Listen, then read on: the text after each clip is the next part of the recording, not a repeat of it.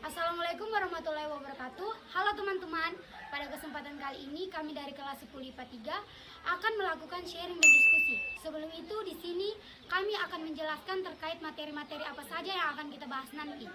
Di sini kita akan membahas 5 materi, yaitu materi pertama, pengaruh agama dan kebudayaan Hindu-Buddha di Indonesia. Yang kedua, yaitu mengenal agama Hindu dan Buddha. Yang ketiga, yaitu proses masuk dan berkembangnya Hindu-Buddha di Nusantara. Yang keempat, pengaruh Hindu dan Buddha terhadap Nusantara.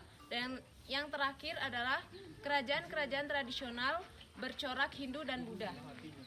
Nah, mari kita masuk ke materi kita yang pertama tentang pengaruh kebudayaan Hindu-Buddha di Indonesia. Saman Praksara berakhir ditandai dengan munculnya tulisan. Tulisan sendiri bisa ada di Indonesia karena pengaruh dari kebudayaan Hindu-Buddha. Tulisan sendiri pertama kali ditemukan di Kerajaan Kutai berupa prasasti Yupa yang ditulis dengan bahasa Sanskerta dan huruf Palawa. Nah, teman-teman, kebudayaan dari Hindu-Buddha membawa pengaruh yang sangat besar bagi Indonesia. Sebelum masuk ke pembahasan lebih mendalam tentang bagaimana agama Hindu dan agama Buddha masuk ke Indonesia, kita akan membahas secara ringkas tentang kedua agama dan kebudayaan ini. Nah, yang akan saya bahas kali ini adalah agama Buddha.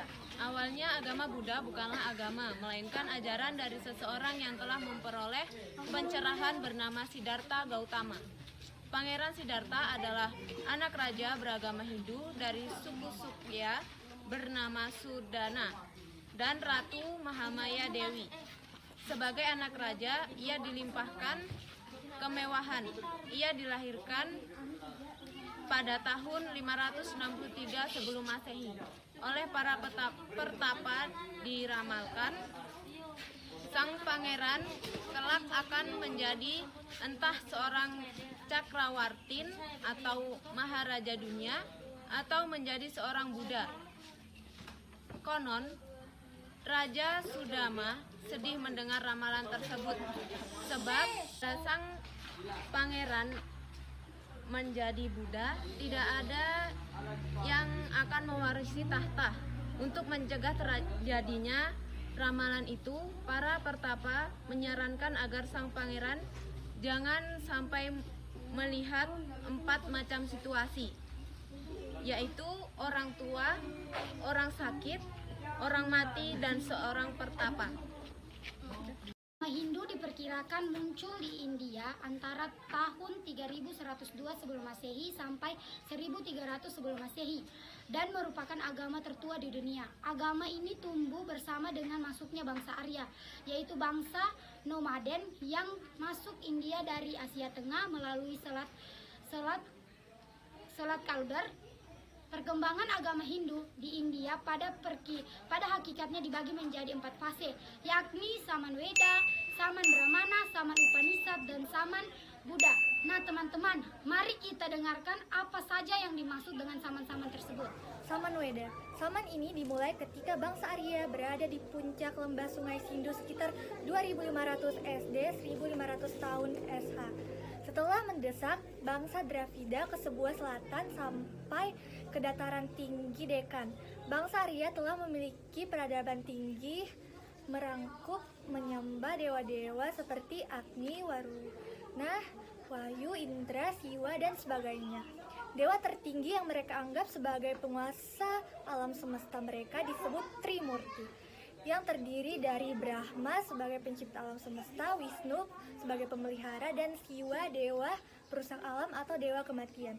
Weda termasuk golongan Sruti. Isi Weda sebagai kumpulan wahyu dari Brahman atau Tuhan. Brahmana. Pada zaman ini kekuasaan kaum Brahmana amat besar dalam kehidupan keagamaan. Mereka yang mengantarkan persembahan orang kepada para dewa. Pada zaman ini pula mulai disusun atau cara upacara beragam yang teratur dalam apa yang kemudian disebut Kitab Brahmana. Zaman Buddha pada tahun 500 sebelum Masehi sehingga 300 Masehi. Zaman ini dimulai ketika putra Raja Suddhodana yang bernama Siddhartha menafsirkan Weda dari sudut logika dan mengembangkan sistem yoga dan samadhi sebagai jalan untuk mendekatkan diri dengan Tuhan. Zaman Upanishad pada tahun 750 sampai 500 sebelum Masehi. Pada zaman Upanishad yang dipentingkan tidak hanya upacara saji saja, tetapi lebih dari itu, pengetahuan batin yang lebih tinggi. Zaman Upanishad adalah zaman pengembangan dan penyusunan falsafah agama, yaitu zaman orang berfilsafat atas dasar Weda. Proses munculnya agama dan kebudayaan Hindu dan Buddha di Indonesia. Indonesia merupakan negara kepulauan yang letaknya strategis, berada di jalur pelayaran yang menghubungkan negara-negara barat dan timur. Berlabuhnya kapal-kapal dagang berbagai bangsa membuat masyarakat Indonesia tidak dapat menghindari dari pengaruh luar. Faktor lainnya adalah alam seperti pola angin musim yang berubah setiap 6 bulan sekali, yang memudahkan kapal dagang itu singgah di Indonesia. Hubungan dagang antara Indonesia diawali sejak tahun 1 Masehi. Hubungan perdagangan ini diikuti pula dengan hubungan kebudayaan seperti agama, sistem pemerintahan, sosial, dan budaya, sehingga terjadi percampuran kebudayaan antara dua bangsa tersebut. Hubungan itu membuat bangsa Indonesia mengenal agama Hindu dan Buddha. Ada beberapa teori terkait proses masuknya agama dan kebudayaan Hindu dan Buddha ke Indonesia. Berikut adalah proses-proses tersebut. Teori Waisya. Menurut teori ini dikemukakan oleh N.G. Krom, didasarkan pada alasan bahwa motivasi terbesar datangnya bangsa India ke Indonesia adalah untuk berdagang. Golongan terbesar yang datang ke Indonesia adalah para pedagang India atau kasta Waisya. Mereka berpemukiman di Indonesia, bahkan menikah dengan orang Indonesia. Saya akan menjelaskan tentang teori kesatriaan. Teori kesatriaan ini dikemukakan oleh Cornelius Christian Beck atau Seseberg. Teori ini mengatakan bahwa proses kedatangan agama Hindu di Indonesia dilangsungkan oleh para kesatria, yakni golongan bangsawan dan prajurit perang. Ya, di sini saya menjelaskan teori Brahmana. Teori Brahmana menyatakan bahwa masuknya agama dan kebudayaan Hindu-Buddha ke Nusantara dibawa oleh golongan Brahmana yang diundang para penguasa di Nusantara, dikemukakan atau dipraksari oleh orientasi G.C. van Leeuwen. Teori arus balik. Menurut teori ini yang dikemukakan oleh G.C. ini, berkembangnya pengaruh dan kebudayaan India ini dilakukan oleh bangsa Indonesia sendiri. Bangsa Indonesia mempunyai kepentingan untuk datang dan berkunjung ke India, seperti mempelajari agama Hindu-Buddha. Sekembalinya dari India, mereka membaca serta pengetahuan tentang agama dan kebudayaan di India. Banyak orang lebih meyakini teori arus balik bahwa agama Hindu masuk ke Indonesia karena dibawa oleh orang Indonesia. Pengaruh Hindu dan Buddha terhadap Nusantara membawa perubahan signifikan dalam berbagai bidang kehidupan masyarakat. Adapun perwujudan alkulturasi antara kebudayaan Hindu-Buddha dengan kebudayaan Indonesia terlihat dari seni bangunan, kesusastraan, bahasa dan tulisan, kepercayaan, dan filsafat, juga sistem pemerintahan. Teman-teman, mari kita masuk ke pembahasan kita yang terakhir, yaitu tentang kerajaan-kerajaan tradisional bercorak Hindu dan Buddha. Ya. Baik, mari kita intip bagaimana penjelasan tentang kerajaan-kerajaan tersebut. Mari kita mendengarkan penjelasan dari Kerajaan Kutai. Hai teman-teman. Hai. Nah, di sini saya ingin bertanya, apakah keistimewaan dari Kerajaan Kutai? Kutai merupakan salah satu kerajaan Hindu tertua di Indonesia, berdiri di sekitar abad ke-4. Kerajaan ini berlokasi di daerah Kutai, Kalimantan Timur. Pusat pemerintahannya diperkirakan di hulu Sungai Mahakam dengan wilayah kekuasaan meliputi hampir seluruh wilayah Kalimantan Timur. Arkeologis tentang keberadaan kerajaan ini adalah ditemukannya prasasti yang ditulis di atas 7 buah yupa yang biasa disebut dengan tubuh batu. Prasasti ini ditemukan antara tahun 1879 sampai 1940 di daerah hulu Sungai Mahakam. Prasasti ini ditulis menggunakan huruf Pallawa yang banyak digunakan di daerah India Selatan menggunakan bahasa Sanskerta.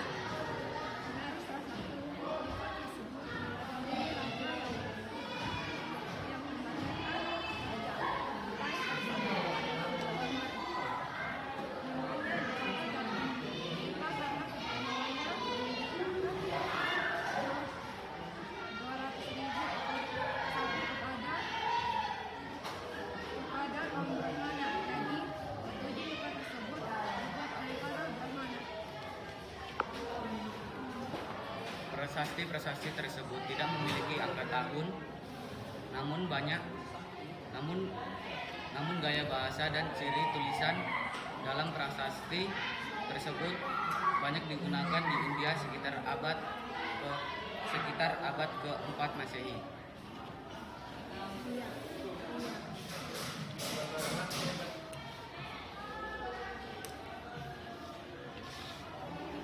Oke, sumber tentang kerajaan Kutai sangat terbatas. Namun dari ketujuh yupa dapat disimpulkan beberapa hal.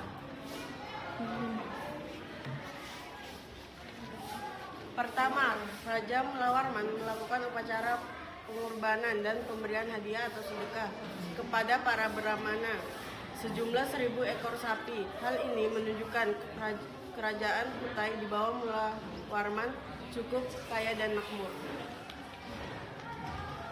Dari letak yang tidak jauh dari pantai, Kutai kemungkinan besar merupakan tempat singgah kapal-kapal dagang India yang akan berlayar ke Cina dengan melalui Makassar ke Filipina.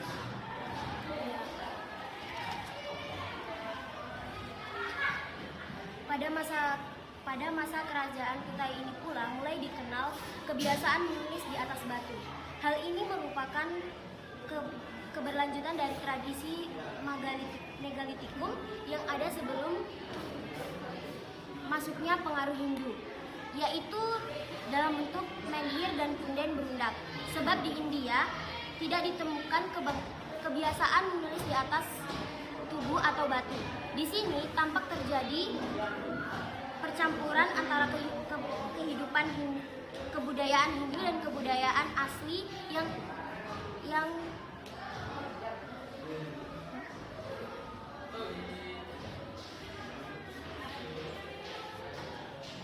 yang telah berkembang pada zaman Praksara.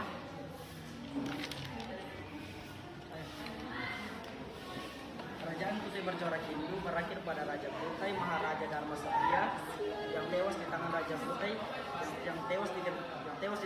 Kutai Kartanegara ke-13 Haji Pangeran Arif Panji yang mendapat kerajaan Mesir. Demikianlah penjelasan dari kerajaan Kutai. Beri aplaus kepada kelompok kerajaan Kutai. Dengarkan penjelasan dari kerajaan Sriwijaya. Hai teman-teman. Hai. Nah, di sini saya ingin bertanya, apakah keistimewaan dari kerajaan Sriwijaya? Sriwijaya adalah salah satu kemaharajaan bahari maritim bercorak Buddha yang pernah berdiri di Pulau Nusantara dan memberi banyak pengaruh di Nusantara. Daerah kekuasaan membentang dari Kamboja, Thailand Selatan, Semenanjung Malaya, Sumatera, Jawa, dan pesisir Kalimantan. Dalam bahasa Sanskerta, Sri berarti bercahaya atau gemilang dan Wijaya berarti kemenangan dan kejayaan. Maka nama Sriwijaya bermakna kemenangan yang gilang gemilang. Berdasarkan temuan sumber tertulis serta beserta berita Cina dan Arab, kerajaan Sriwijaya diperkirakan berdiri pada abad ke-7 Masehi. Sumber dan bukti tertulis lainnya adalah prasasti-prasasti seperti kata Kapur, Kedukan Bukit, Talang Tua, Telaga Batu, Karang Barahi, dan Logis.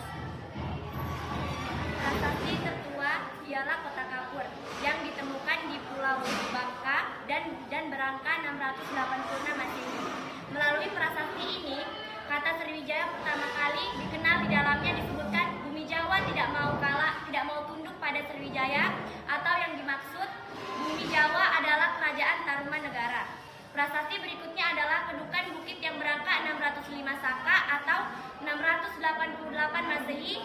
Yang prasasti ini berisi 10 baris kalimat yang antara lain mengatakan seseorang bernama Dapuntah yang mengadakan perjalanan suci atau Sidayatra dengan membawa tentara sebanyak 20.000 orang. Tentang isi prasasti ini ada 2 catatan. Yang pertama, kendati Dapuntah yang berhasil menguasai kekuasaan Sriwijaya dari hasil perjalanan tersebut. Jumlah tentara sebegitu banyak masih disangsikan kebenarannya. Lalu yang kedua, Minanga Tanwan adalah sebuah daerah pertemuan antara Sungai Kanpar Kanan dan Sungai Kanpar Kiri atau Riau. Penguasaan dan perpindahan ibu kota Palembang diartikan agar Sriwijaya mudah menguasai daerah-daerah sekitarnya seperti Bangka, Jambi, Hulu, dan Jawa Barat atau Tarumanegara. Maka pada abad ke-7 Masehi, Sriwijaya berhasil menguasai jalur-jalur kunci perdagangan seperti Selat Sunda, Selat Bangka, Selat Malaka, dan Selat bagian barat. Seperti lainnya yang menyebut nama Dapunta Ciyang. Melalui tulisan pada prasasti Ligor pada tahun 775 Masehi disebutkan Raja Sriwijaya yaitu Dharma itu mendirikan pelabuhan di Semenanjung Melayu. Ia juga membangun sejumlah bangunan suci agama Buddha. Masyarakat Sriwijaya hidup sebagian besar dari perdagangan dan pelayaran. Sriwijaya harus terus menjaga dominasi perdagangannya dalam rangka menjaga monopoli perdagangan. Sriwijaya menggelar ekspedisi militer untuk menaklukkan badan pelabuhan pesaing yang ada di kawasan sekitarnya dan menyerang mereka ke dalam Mandala Sriwijaya. Ligor, tanah bumi keras Taiwan, rakyatnya hidup dengan aman dan makmur. Ada juga kemajuan yang besar dari kerajaan Sriwijaya, didukung beberapa faktor, yaitu faktornya letaknya strategis berada di jalur perdagangan India dan Cina, menguasai jalur-jalur perdagangan Selat Malaka, Selat Sunda, Semenanjung Melayu. Hasil-hasil buminya seperti emas, perak, dan rempah-rempah menjadi komoditi perdagangan yang berharga. Armada lautnya juga kuat karena kerjasama dengan armada laut dan kerajaan-kerajaan India dan Cina. Pendapatannya melimpah dari upeti raja-raja yang ditaklukkan cukai terhadap kapal-kapal asing maupun kerjasamanya sendiri.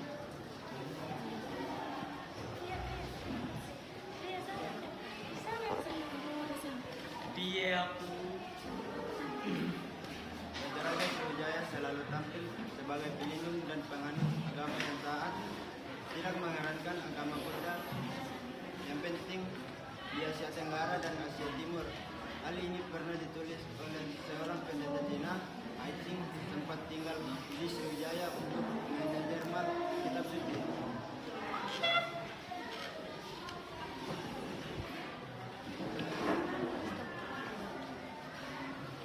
Serangan kerajaan Medan ke Mulan, Jawa Timur di bawah Raja Dharmawangsa pada 950 Masehi. Serangan kerajaan Celamandala dan India pada 1003 Masehi dan pada 1030 Masehi. Negara-negara yang pernah ditaklukkan seperti Lagor, Tanah Genting, Kara, Kelatan, Panah, Jambi, dan Sunda terdesak oleh kerajaan Thailand yang mengembangkan kekuasaan sampai Semenanjung Malaya. Serangan Majapahit pada 1477 Masehi dan berhasil menaklukkan Sriwijaya. Sejak itu berakhirlah kekuasaan Sriwijaya. Sudah. Sekianlah penjelasan dari Kerajaan Sriwijaya. Mari kita berikan aplaus kepada kelompok Kerajaan Sriwijaya. Penjelasan dari Kerajaan Majapahit. Hai teman-teman. Hai. Nah, di sini saya ingin bertanya, apakah keistimewaan dari Kerajaan Majapahit? Baik, lokasi dan sumber sejarah Kerajaan Majapahit, yaitu pusat Kerajaan Majapahit diperkirakan berada di daerah Trawulan sekarang, 10 km sebelah barat daya Kota Mojokerto, Jawa Timur. Hal ini didasarkan temuan artefak berupa bekas tembok dan fondasi bangunan, pintu gapura, candi, saluran air, dan tiang-tiang rumah. Tanggal pasti berdirinya Kerajaan Majapahit adalah hari penobatan Raden Wijaya sebagai raja yang memerintah 1293 sampai 1309 Masehi, yaitu 10 November 1293. Sumber utama para sejarawan mengenai Kerajaan Majapahit adalah para raton atau kitab kerja raja dan Nagara Kertagama. Para raton tidak hanya menceritakan tentang Ken Arok, tetapi juga memuat sejarah ringkas lahirnya Kerajaan Majapahit. Sementara itu, Nagara Kertagama merupakan puisi Jawa kuno yang ditulis pada masa keemasan Majapahit di bawah Hayam Wuruk. Apa yang terjadi setelah masa itu tidak banyak yang tahu. Beberapa prasasti dalam bahasa Jawa kuno ataupun catatan sejarah Tiongkok dan negara-negara lain juga ikut membantu menyingkapkan sejarah Kerajaan Majapahit. Selanjutnya akan dibawakan oleh Oscar.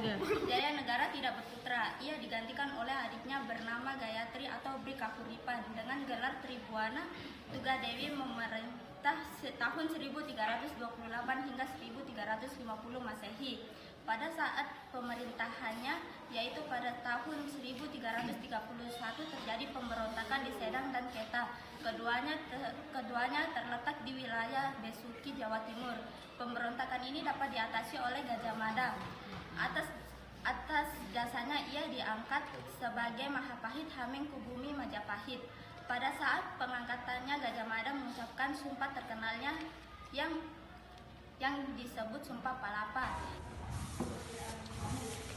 Pengganti Raden Wijaya adalah Jaya Negara memerintah 1309 sampai 1328 Masehi yang pada waktu itu masih berusia sekitar 15 tahun. Berbeda dari ayahnya, Jaya Negara tidak memiliki kecakapan memerintah sampai ia mendapatkan julukan yang berarti lemah dan jahat. Pemerintahan Jaya Negara diwarnai banyak pemberontakan.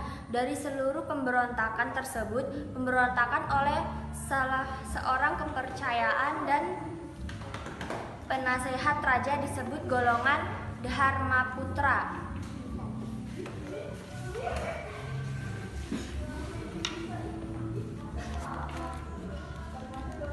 Gajah Mada meninggal tahun 1364. Selama 3 tahun berikutnya, jebakan Majapahit Mangkubumi dibiarkan kosong. Baru pada tahun 1367 diangkatlah Gajah Anggun sebagai penggantinya. Politik penyatuan Nusantara Gajah Mada baru berakhir pada tahun 1350 Masehi dalam apa yang disebut Perang Bubat, yaitu perang antara Kerajaan Pajajaran dan Kerajaan Majapahit. Latar belakangnya sebagai berikut. Pada tahun 1357, Hayam Wuruk berniat meminang putri Raja Pajajaran Sri Baduga Maharaja bernama Dyah Pitolaka Citra Resmi. Pihak Pajajaran menganggap lamaran ini sebagai perjanjian persekutuan. Pada tahun 1357, rombongan Raja Pajajaran beserta keluarga dan pengawalnya bertolak ke Majapahit mengantarkan sang putrinya. Hayam Wuruk juga memiliki seorang putra dari selirnya bernama Wirabumi yang juga menutup hak tahta. Sebetulnya Wirabumi telah diberi kekuasaan sebagai raja di Belambangan di bagian timur Jawa Timur. Sekarang diperkirakan pada tahun 1405 sampai 1406 terjadi perebutan tahta antara Wirabumi dan Wirakramwardhana. Perang ini berakhir dengan kemenangan Demikianlah kegiatan sharing dan diskusi dari kami. Diucapkan banyak terima kasih. 10 IPA 3.